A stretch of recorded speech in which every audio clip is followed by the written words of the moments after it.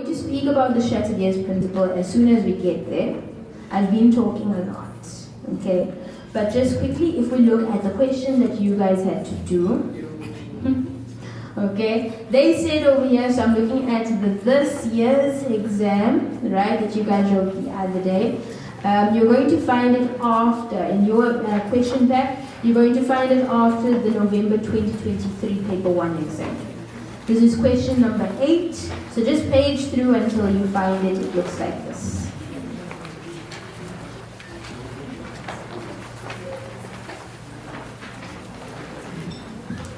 Just by show of hands, who of you are specialists or were taught with table 4A? Okay, and who of you were taught with table 4B? Oh, that's nice. Okay. Alright, so that means I'm going to work with table 4B. Those of you that like table 4A, you're going to use this as an opportunity to get comfortable with both. Okay. So in this question they said there's a galvanic cell constructed as shown below. We have a nickel electrode and we have a cadmium electrode. And inside of our electrolyte we have the corresponding ion. Okay. The first question asked us, which electrode is the cathode? In order to answer this question, grade 12s, you have to say, red cat, reduction takes place at the cathode. So we needed to identify what undergoes reduction. Remember, this is a spontaneous reaction, and it is the oxidizing agent that undergoes reduction. So going to table 4B, and I think I highlighted table 4A instead, but it's okay. At the back of your document, you're going to see all of the formula sheets, your summary document. You guys are welcome to detach.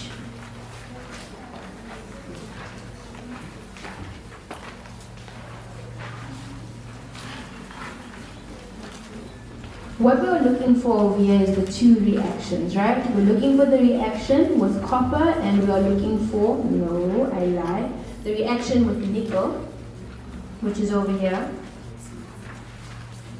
And we're looking for the reaction with cadmium, which is this one over here. Am I correct? Yes. Okay.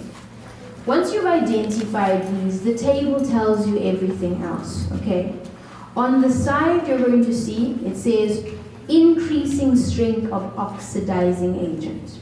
What that means is, on this table, you're going to tell yourself, at the bottom, we have strong oxidizing agents, and strong oxidizing agents undergo reduction. On the right-hand side, you're going to see, it says, increasing strength of reducing agent. This means we have strong reducing agents at the top, and reducing agents undergo oxidation. So because these are spontaneous reactions, it's pretty obvious that this over here will be used, right? So that one over there is going to be used for our reduction half reaction. And this one over here is going to be used as our oxidation half reaction. You're first going to go into your exam, analyze the table, write down exactly what I wrote on the sides. Strong oxidizing agent undergoes reduction. Strong reducing agent, did I make a mistake? I didn't, okay. Alright, strong reducing agent undergoes oxidation. You're going to write that down.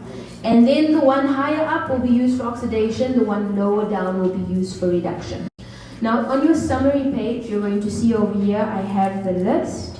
I do not advise you to write down any reaction like that, but if you look at either of the tables, you will soon find that on the table, the reactions that happen this way are your oxidation reactions, because over there we have reducing agent forming the oxidized species.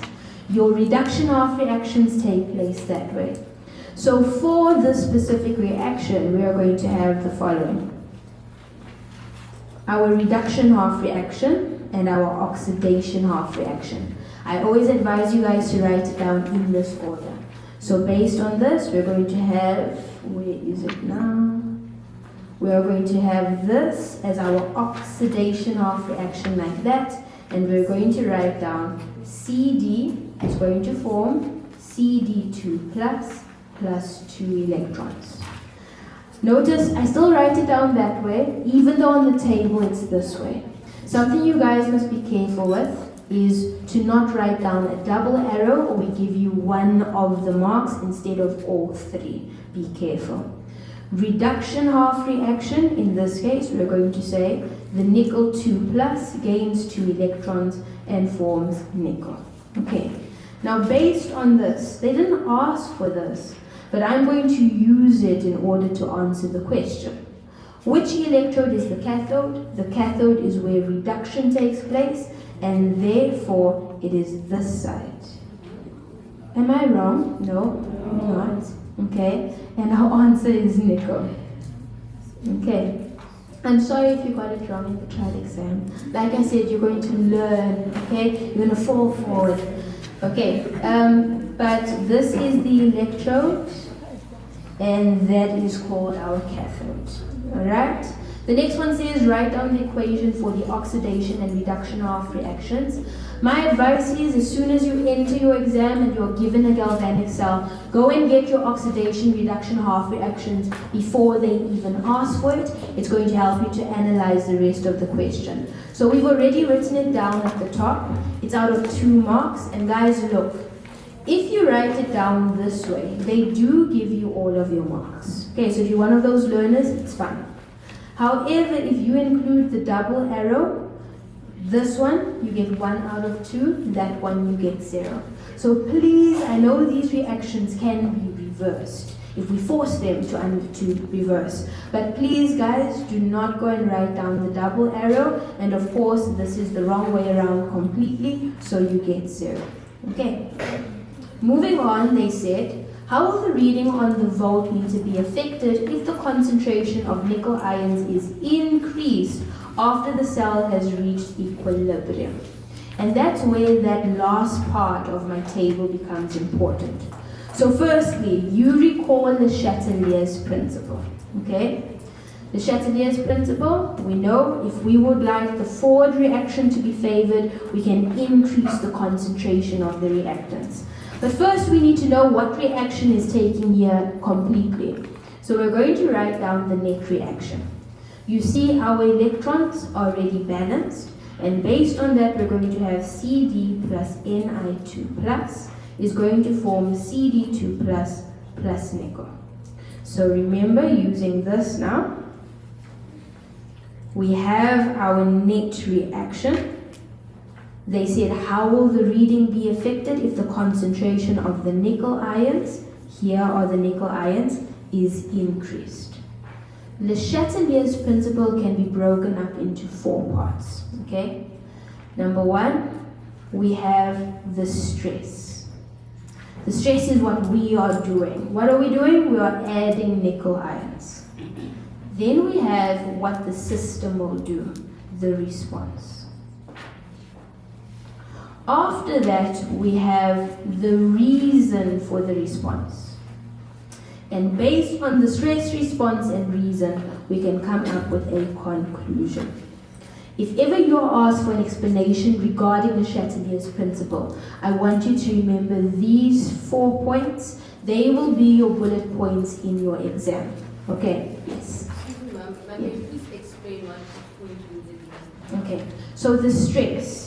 The stress is what we as the scientists do. The chemicals are inside of a beaker. They could not decide we're going to add more nickel ions to our cells. We as the scientists outside this galvanic cell decided to add that into the system. That is the stress, okay? It's what we are changing. It's what we are doing to the system. The response is what the system will do according to the Chatelier's principle. So in this case, if we are going to increase the concentration of a reactant, that's the stress. We are increasing the concentration of a reactant. According to Le Chatelier's principle, the system will react to oppose this disturbance. So what is the system's response? Well, to use up the reactants, it must favor a certain reaction. To use up reactants, will it favor the forward reaction or reverse reaction?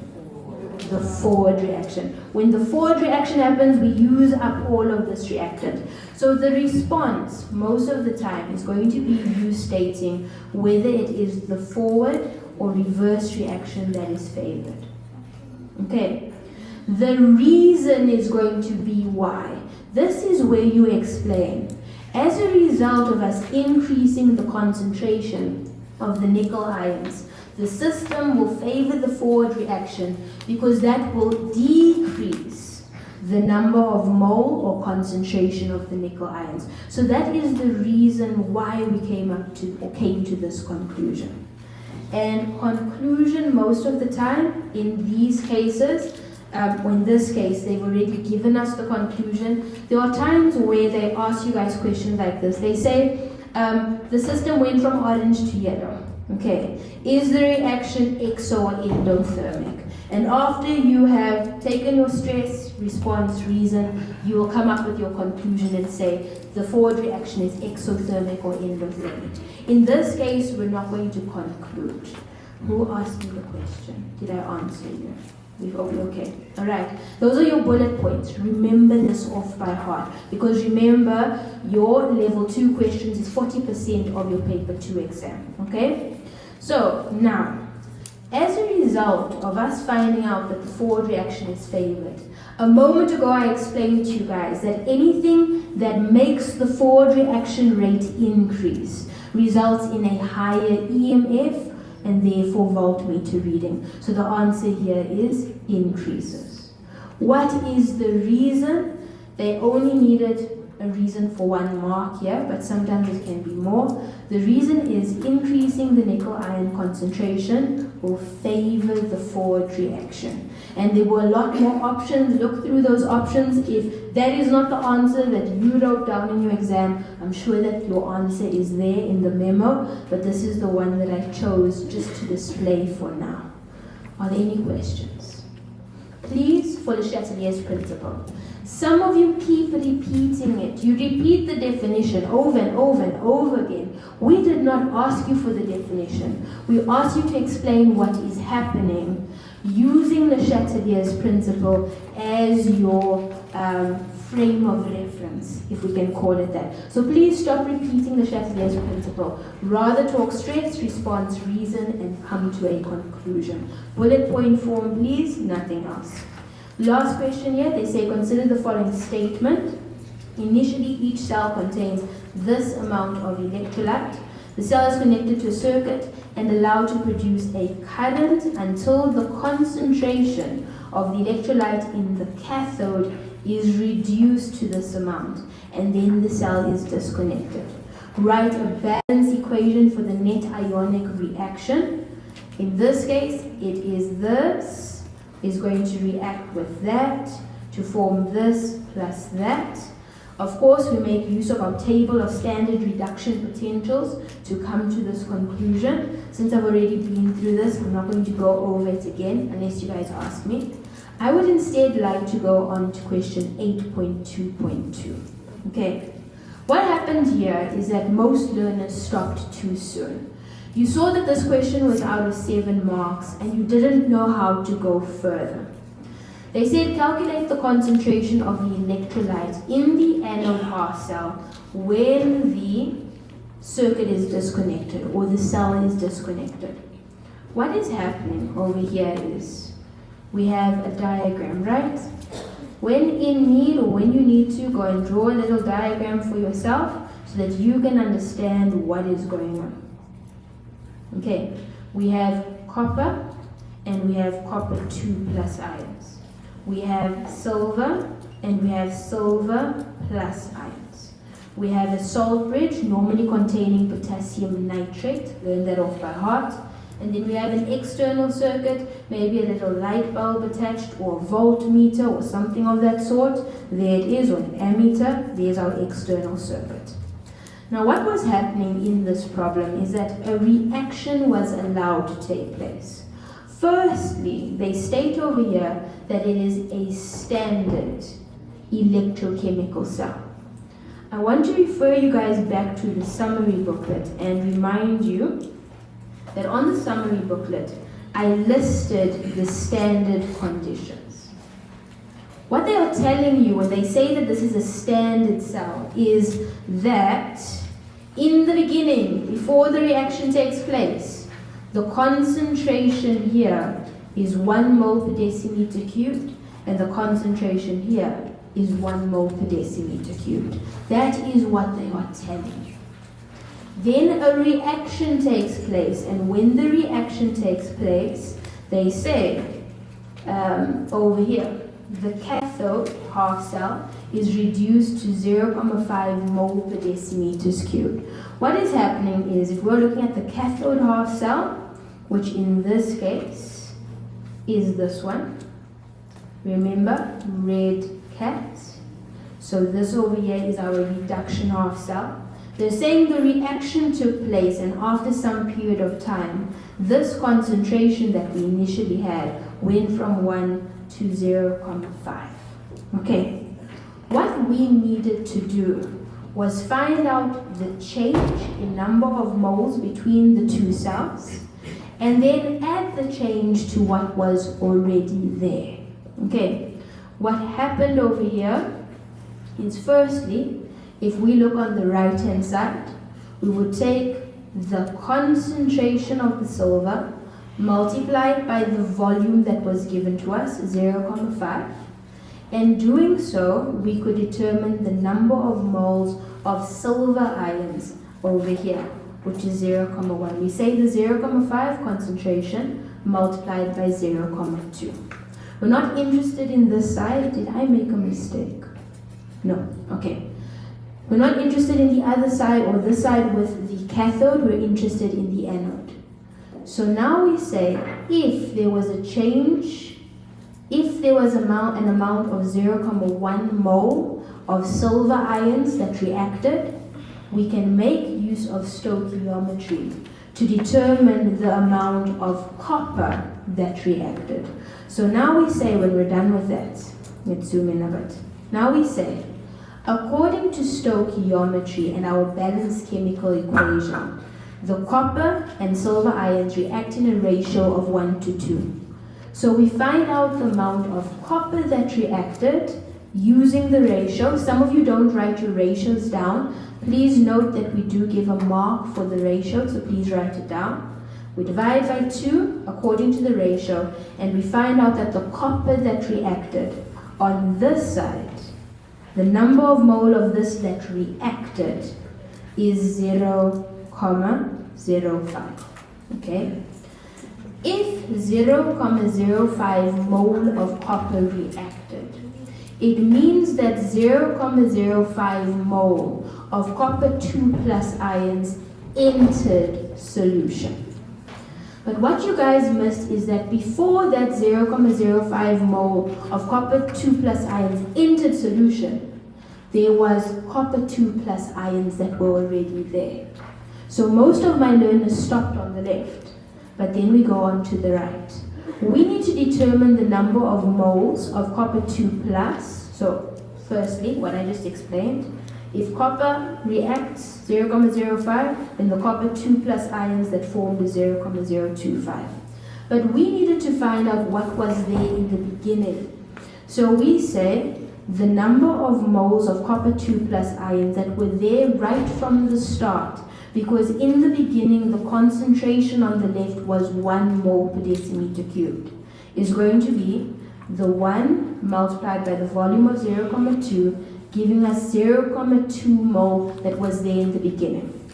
So at the end, when we disconnect, what is inside? How many moles of copper 2 plus ions? That was there in the beginning, plus that formed. We add that together, we divide it by the volume, and we find the new concentration. Don't forget about what was there in the beginning. This is a very interesting problem. If you've never seen it before, then I ask you to go through it on your own. If you now realize you made a mistake in your exam, my advice is that you also go through it again, check the memo, make sure that you now understand. Okay, are there any questions? Okay, we have spent a lot of time on girl, yes. Why did you add the two moles together? Okay, because this is what happened, right? In the beginning, there was already copper 2 plus ions right at the start, okay? And the concentration was 1 mole per decimeter cubed. But when the reaction took place, more copper 2 plus ions entered solution.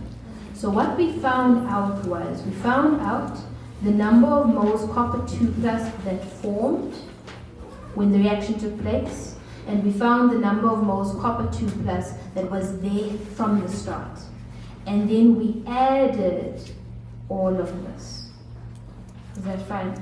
And we used that. So there was a certain amount that was there. So guys, there are eggs in the fridge, right? There are 6 eggs in the fridge. I go to the store, I buy some more. How many eggs do I have? I don't just have the 2 that I bought. I have the 2 that I bought plus the 6 that were already there. And what you guys miss is that right at the start, there were copper 2 plus ions already in the solution. Okay, are there any other questions? Okay, so that is your galvanic cells. I wanted to allow you guys time to go through a question and so on, but we actually only have about 30 minutes left and then you guys are done with me, okay? So we're almost done. I would like to talk now about electrolytic cells, which is the last question in your exam. So if you look at your summary booklet, we're now on page number 22. I'll spend about 20 minutes on this and then I will stop with this and just remind you guys about other things, other careless mistakes you guys tend to make.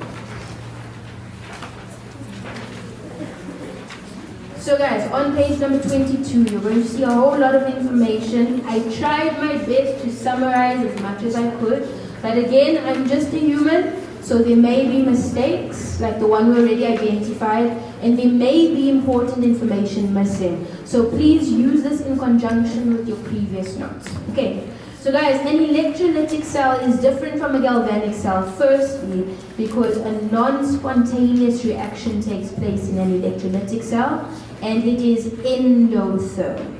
Okay, an endothermic, non-spontaneous reaction takes place in an electrolytic cell. Unless there is competition, then when you're dealing with an electrolytic cell, you make very, very little use of your table of standard reduction potentials. The problem is that you guys merge that table into the section and you try to use it in the same way that you used it for galvanic cells. But the principle is very, very different here. So we say if we're looking at an electrolytic cell, we have a process called electrolysis that takes place in the cell. That is where electrical energy is converted to chemical energy. We are using electricity to force a non-spontaneous reaction to take place. It's non-spontaneous, which means it doesn't abide by the principles that we learned in galvanic cells. Okay. In an electrolytic cell, so I spoke about that already, in an electrolytic cell, the components normally we only have one beaker. You can have a spontaneous reaction take place in one beaker as well. For galvanic cells, we realize that if we put the reactants a certain distance apart, we can make use of the electricity being transferred, the electrons being transferred. But please note that a galvanic cell, or rather, a spontaneous reaction can take place in one cell as well. So please be careful, in one beaker. But normally, to distinguish between the two, we say galvanic cell, 2 beakers, spontaneous reaction. Electrolytic cell, 1 beaker, non-spontaneous reaction. Okay.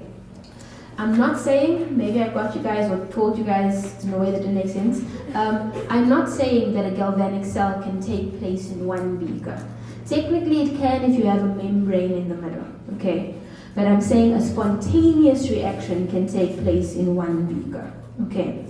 So back to our electrolytic cell, 1 beaker. you're going to see a battery in the electric circuit, in the external circuit. As soon as you see a cell or battery, you know this is a non-spontaneous reaction. It requires electricity to happen, so this is an electrolytic cell. Okay?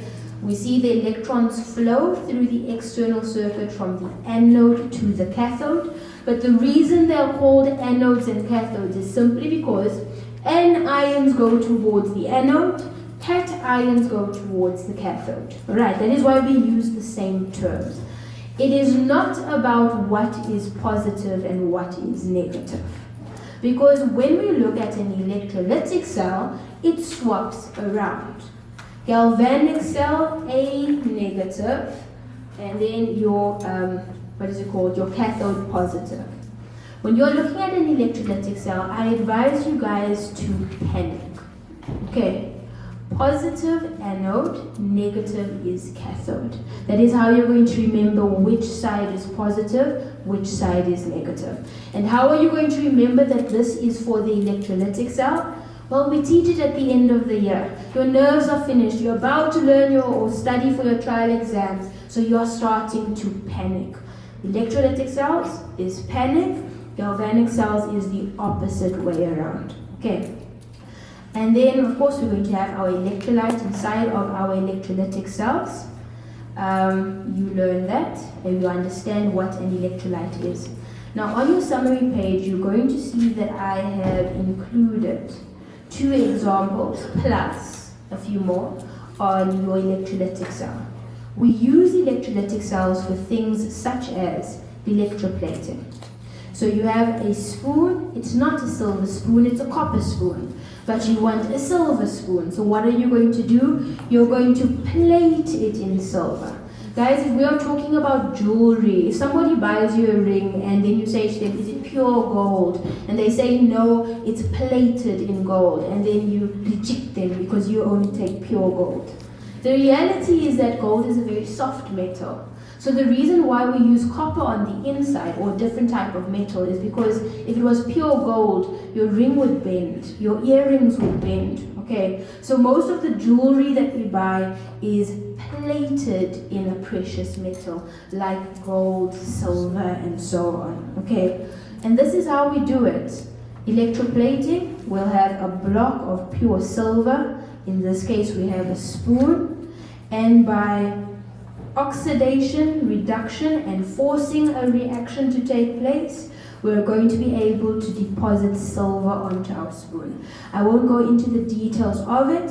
On this note, I want to say, some of you have seen some of the videos. There's very few of them that I have created for Junior Turkey, okay? But I haven't created many videos because I struggled to get content for physical science without plagiarizing. Okay, plagiarism is a big thing. We get into trouble for those things. So if there are any of you that struggle with this topic and you really need help, again, please email me because I have videos where I explain and teach the stuff from scratch, from the beginning until the end. But I can't publish it. It's an unlisted video or set of videos. So if you send me an email and just tell me you need stuff on redox reactions, I can send the playlist to you. Okay, you're going to see electroplating, metal refining. When we mine metal out of the ground, it is impure. And how do we get the pure metal? We put it through or attach it to an electrolytic cell, forcing the metal to form an ion, and then it's pure self, and that is another one of the uses of an electrolytic cell. But what I'd like to talk about, not this one, but this one over here, it's on the right-hand side of your summary page.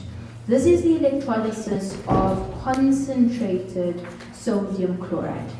It really messes with you guys because you guys don't understand why we complicate it so much and why chlorine undergoes oxidation instead of the water. So remember I said your table of standard reduction potentials, you're going to sort of ignore it when you're looking at electrolytic cells and you're going to use logic, except when there is competition.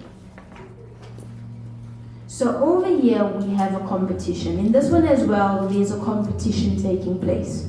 because there are lots more chemicals in the solution than what we want to think. It's called electrolysis of concentrated sodium chloride because we have taken a lot of NaCl and put it inside of the water. You taste it, it's going to taste very, very salty because it's concentrated. There are many NaCls per unit volume, so it's very, very, very salty. That is what we're saying. Now the thing is, this is in solution, it's aqueous.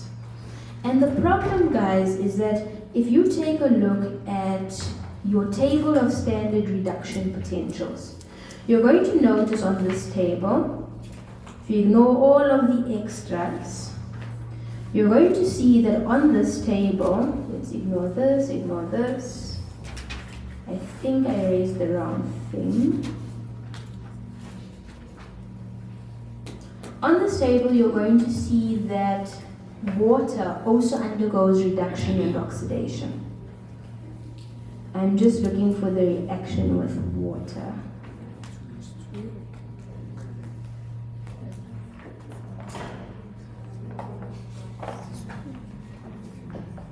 Yes, sorry. There you go. Okay, so if you look on this table, there are lots of reactions involving water. For this reaction with sodium chloride, we're interested in the pure water undergoing reduction or oxidation. So if you're looking at table 4b, at negative 0.83 over here, you're going to see there is water, it gains electrons, so this over here would be a reduction half reaction for H2O. Learn it off by heart if this table confuses you. If you go further down at positive 1.23, you're going to see the oxidation half reaction for water. Alright? The point I'm trying to make over here is that water can also undergo oxidation and reduction. So you see in the cell that we're looking at, we have H2O. Okay, first we have H2O. We have Na plus ions that are floating around, and we have Cl minus ions that are floating around. And they are going to compete to undergo oxidation and reduction. Okay, what some of you think is, as a result of us putting sodium chloride into the solution, the sodium should undergo reduction and the chlorine ion should undergo oxidation. It makes logical sense. But here we have a competition between the water and those substances. Alright, so this is what we do. We have substances that would like to undergo what we call oxidation. If we are looking at oxidation, we have that chlorine, if you look at your table of standard reduction potentials, can undergo oxidation to form chlorine gas, plus 2 electrons. We balance it by putting a 2 at the front. If we're looking at water, over here is our oxidation reaction for water. The water can form O2, H plus ions and 4 electrons.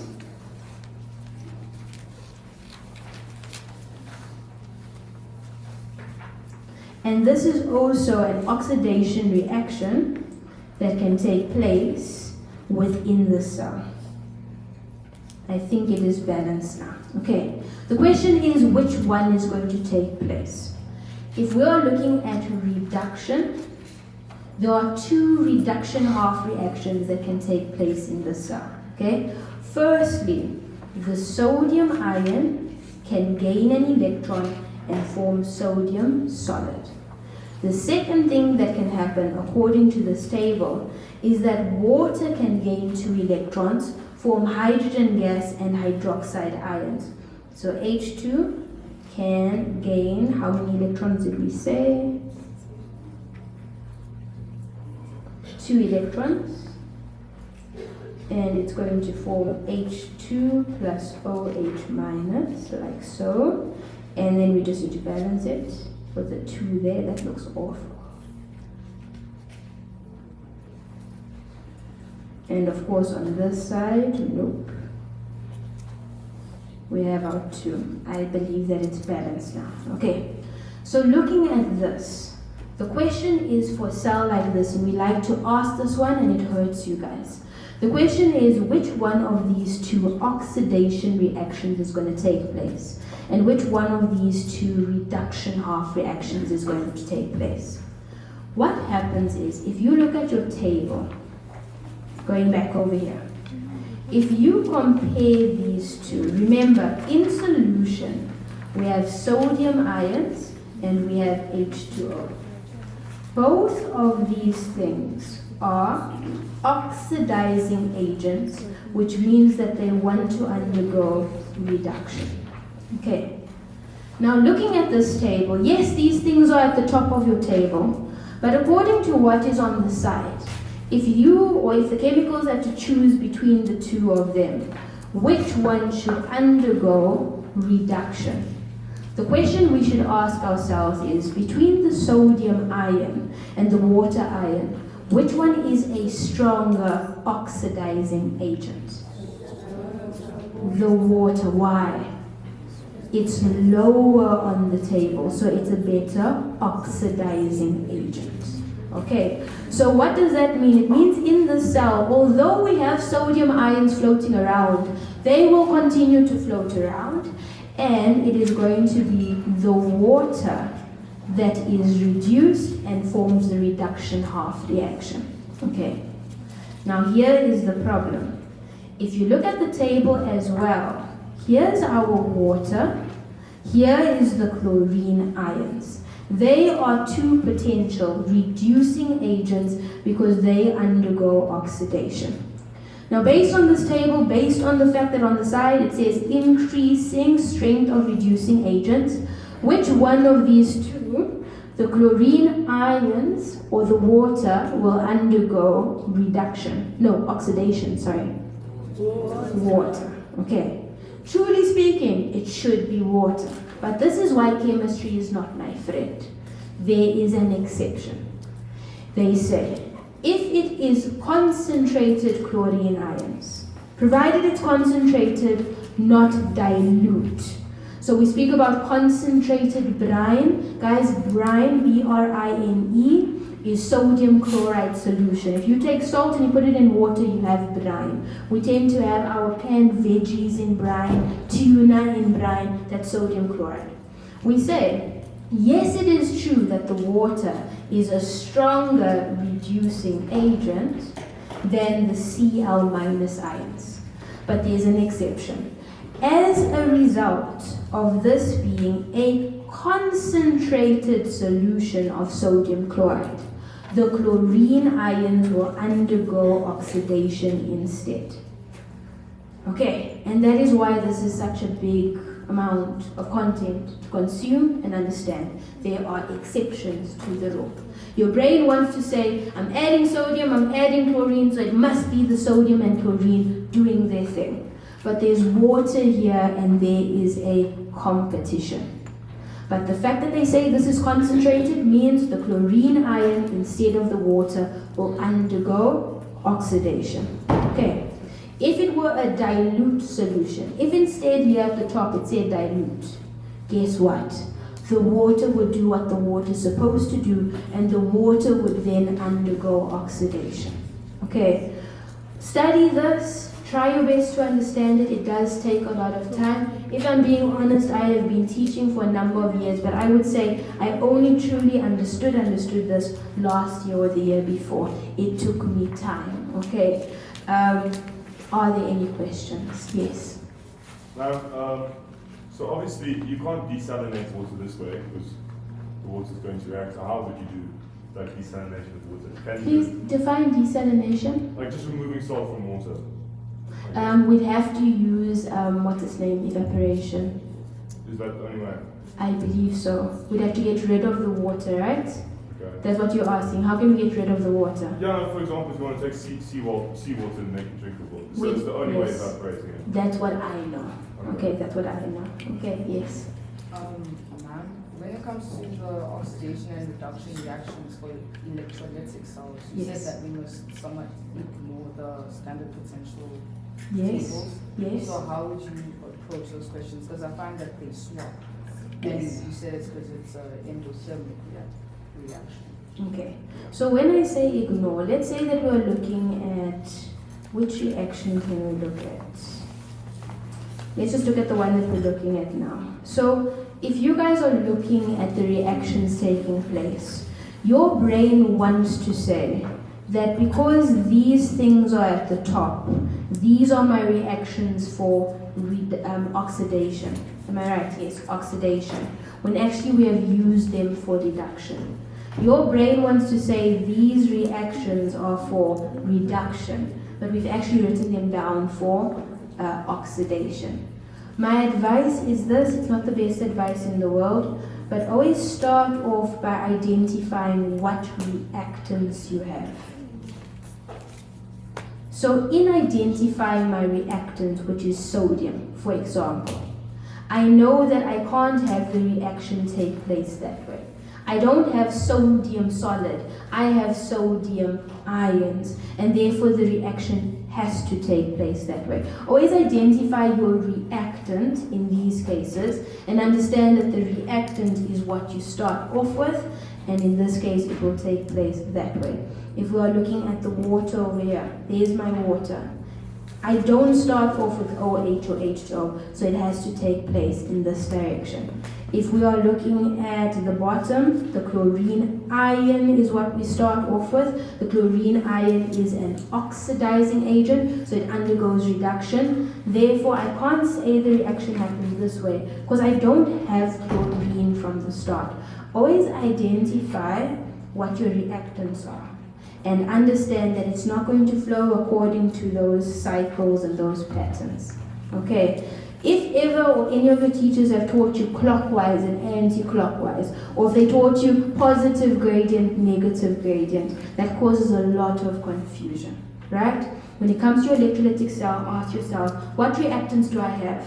And understand that those will be the reactant parts of your oxidation half reaction and for your reduction half reaction. I don't know if that answers your question. Are there any other questions? Okay, we're almost done. There's only 20 minutes left. Okay, so that is what I wanted to explain regarding your electrolytic cell. I'm not going to go through this because although I've taught it to my learners, you guys or a lot of you have never seen this before, okay? We are actually only supposed to test you guys using a standard sodium chloride cell, not one of these which is from the chloroalkali industry. If you want to know more about it, you will find it in my videos, but for those of you that are concerned, as a result of you guys not having a clue what was going on here, there are certain questions that we did not mark, and we allocated those marks elsewhere. Your teachers will talk to you guys about it when you get to class, okay? So we did take into consideration, yes, we did take into consideration the fact that you guys have never seen this before. I know that we are mean, but sometimes we are reasonable, okay? So I'm going to skip that. Alright, we only have a few minutes left. And I know guys you are tired of listening to the sound of my voice. I am too. But after this we are done. You never have to see me again. Okay, so just hang on for a few more seconds. Okay, acids and bases. You guys will go through everything. Here I'm focusing on how we mark. I'm not going to explain the content. I wanted to. Maybe we'll have a bit of time. But the first thing I want to point out is some of you do not understand that this is a formula. Okay, it's a formula, which means, guys, you don't put anything else here other than the concentration of the hydronium ion. Don't go and put a H2SO4 here. Don't go and put a something else there. I've seen weird versions of this formula. This is a chemical formula. You don't change it. You write it down as it is. And if you don't have the concentration of H3O+, it means you first have to find it. Okay? But don't change this formula. If you are struggling with this, again, I recommend those Junior Techie videos, which I use to understand these concepts, okay? In the next question, and this is what I really want to talk about, they say, how will the strength of the carbonic acid compared to that of the sulfuric acid if both have a concentration of 0.02 mole per decimeters cubed. For those of you that missed it, this is how the question reads. A solution of carbonic acid has a pH of 4.2 and the following Ka value. The Ka value of the carbonic acid is that amount. Then they say a solution of sulfuric acid has the following Ka value, 1.0 times 10 to the power of 3. Alright. Now looking at this, when they asked you how will the strength of the carbonic acid compare to that of the sulfuric acid, a lot of you understood that the carbonic acid is a weaker acid than sulfuric acid. Because you have learned off by heart that sulfuric acid is a strong acid. But why is it a strong acid? It's a strong acid because it ionizes completely in water. But what would make sulfuric acid slightly stronger or weaker when compared to hydrochloric acid, another strong acid? How do we compare the different acids? We use numbers. And those numbers come in the form of Ka values, which are just Kc values that we use in order or that we use for acids and bases. On the note of Kc, what I'm writing down on the board is illegal and it will get you 0.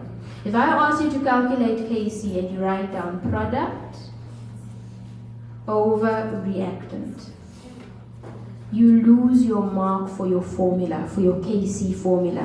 Please stop doing that. I've done it in class as little times as possible to explain to my learners the general idea.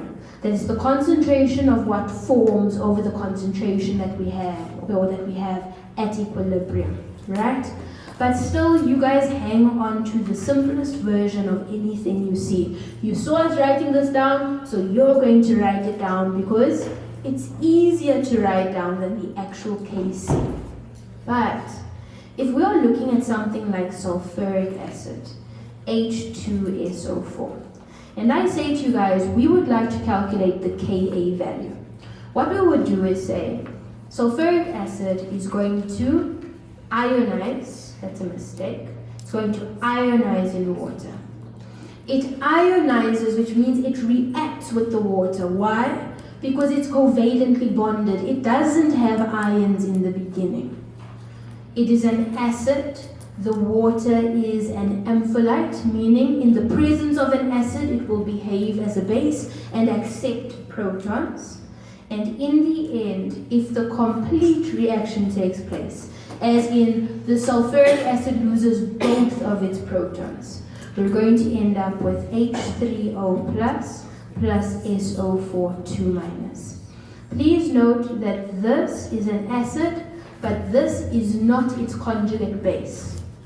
A conjugate acid-base pair only differs by one proton. So the conjugate base of sulfuric acid is HSO4 minus. Okay, not SO4 2 minus. Conjugate acid-base pairs differ by only one proton.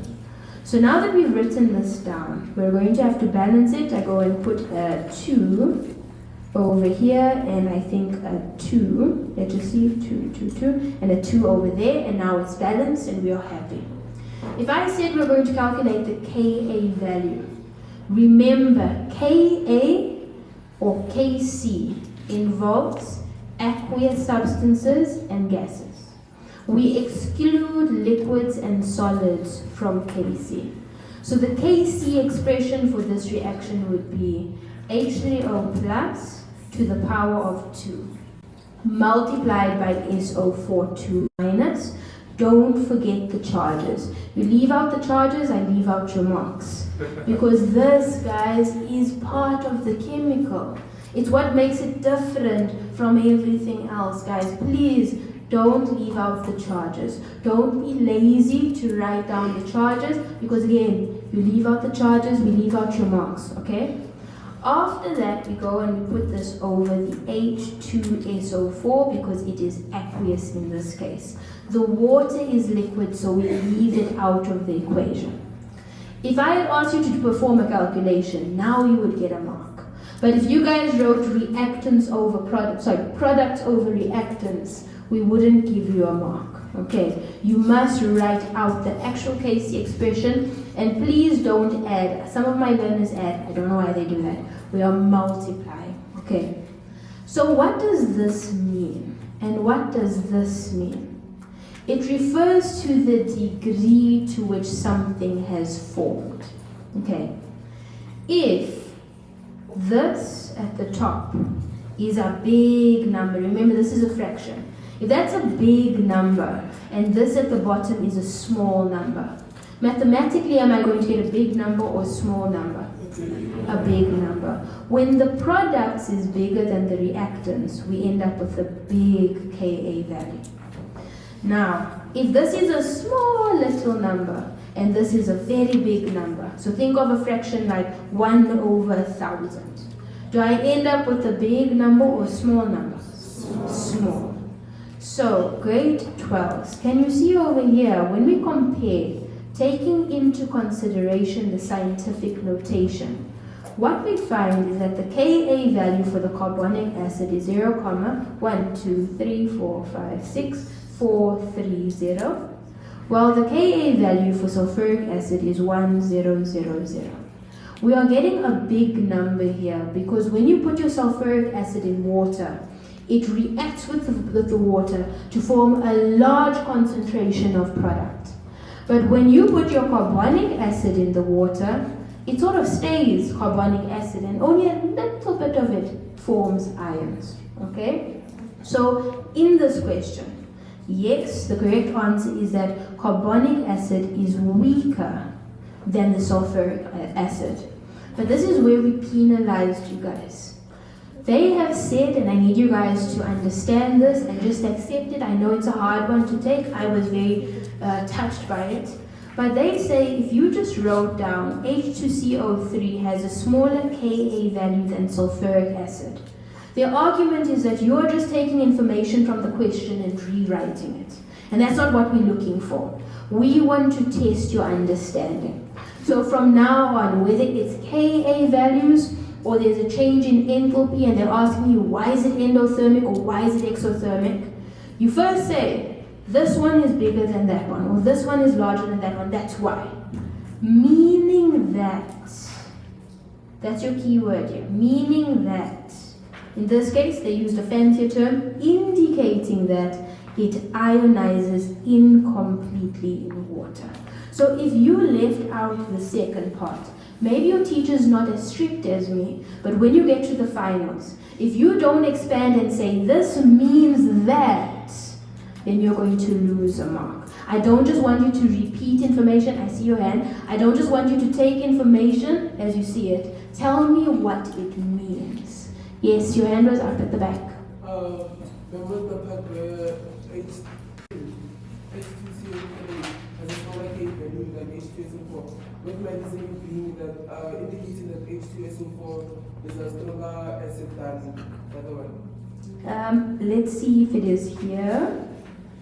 I don't think that was one of the options for writing. I do think it's valid, but the problem is sometimes they want an in-depth explanation, so I can't confirm if you were given a mark for that or not, okay? But all that I can say is explain as in-depth as possible, okay? I wouldn't say that. I would rather explain what the Ka means. All right, and say what I mean when I say it's a strong acid. It's a strong acid, why? The Ka explains it's a strong acid that ionizes completely in water. Or if you look over here, the H2CO3 has a concentration of this, blah, blah, blah, blah. Therefore, it ionizes completely. They also allowed you guys to look at this 4.2, and based on that, you would have received marks if you said it's stronger or weaker, and this is why. But just be careful. From now on, I want you guys to expand and say, this is bigger than that, meaning that, and tell us what you know. Okay. Are there any other questions? Yes. Ma'am, I can't think of a specific example right now, but I've seen a question like before where it's like electrolytic cells or something like that, and then they ask, is the solution acidic or basic? Explain why, and then you need to like draw on like how it reacts with the water to form an acidic or basic solution. How would you approach that? Are you maybe talking about an acid-base reaction where you have like a strong acid reacting with a strong base and then you must come to a conclusion? Is it maybe one like that? It was in like some redox reaction cell, and then like at the end, like one of the questions was like, would it be acidic or basic? And then you had to look at how it reacts with water. I'm not sure. I'm Does not it sure. does it form H plus ions? Yeah, it was either hydronium ions or hydroxide ions, but like I don't know which one to look like, which reaction to look at. I'm not sure. Can I maybe ask the following, given that I'm not understanding the actual question, if you want me to comment on it and actually explain it to you, can you maybe take a screenshot or take a picture of it, email it to me and I will explain it to you. Can we do that? Yes, ma'am. Okay, I'm sorry that I can't answer it right now. Yes.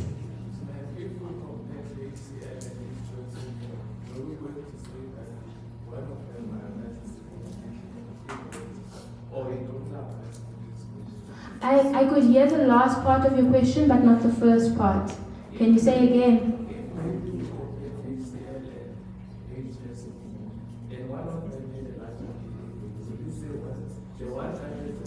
Yes. Okay, there you would have to say that the amount of product of the one, the concentration of product formed by, let's say, the HCl, is larger than that is formed by the sulfuric acid. And therefore, in this case, it is stronger. Okay, you'd have to go a little bit deeper and actually show the examiner that you understand how we get Ka. Okay, are there any other questions? Yes.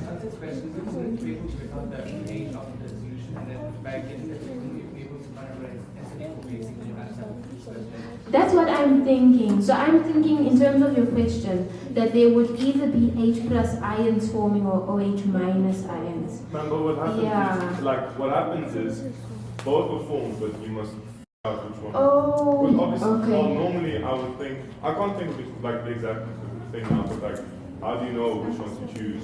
Am I right about the following, that you have H plus ions on the one side and OH minus on the other side? So like, once you're done balancing the equation, you have OH minus on the one side and plus on the other. Not sure. I'm not sure. Okay. I remember it was like electrolytic or like some Yes. redox reaction, and then they linked it to acids and bases. So they said, so is the solution acidic basic, and then obviously you need to see how it reacts with water. So Yes. it wasn't just like a straightforward. Yeah, like so I I'm don't know which one you thinking- look at to. Yeah, I'm thinking, so maybe just send me the question and then I can make sure. I'll Right? try and find it. But sometimes when you have H plus ion on the one and OH minus on the other, or both on either side, you put them together to form water, you balance it out, and you'll either have only OH minus ions forming or only H plus ions forming. And you can then use that to calculate pH. But rather send the problem to me and I'll have a look at it. Okay? Yes. Go back to his question. Doesn't it sound like it's automation in water? What's in water? Automation. Yeah, doesn't it sound like It does. It does, but sometimes what happens, guys, is you have an acidic reaction, and if you guys look at this, you're going to see there's a whole lot of reactions with H plus ions and a whole lot of reactions with OH minus ions. So I can't assume that it's autoionization. It might be linked to the acid-base reactions as well.